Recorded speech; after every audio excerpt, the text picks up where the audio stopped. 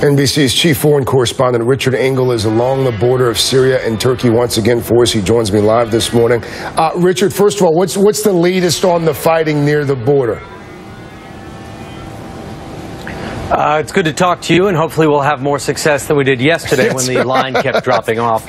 The fighting is still continuing in Kobani, and Kobani has become something of a test case for this coalition, for Turkey's willingness to get involved in this fight.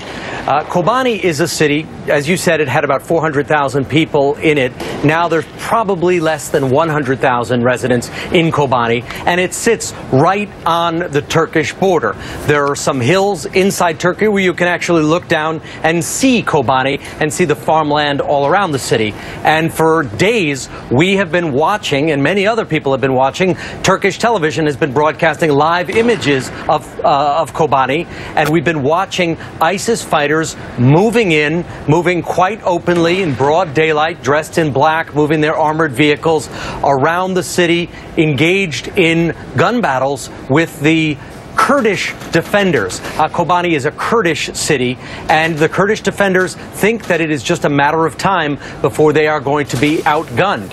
So far, Turkey has not done anything. Its troops are positioned along the border. Its troops are watching, and there is an enormous amount of frustration in this country from the Kurdish community.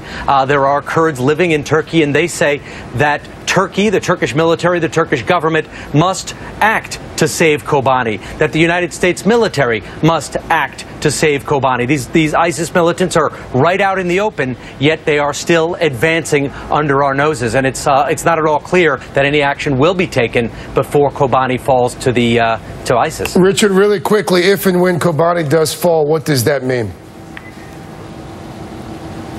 Well, it means there'll be tens of thousands more refugees pouring into Turkey.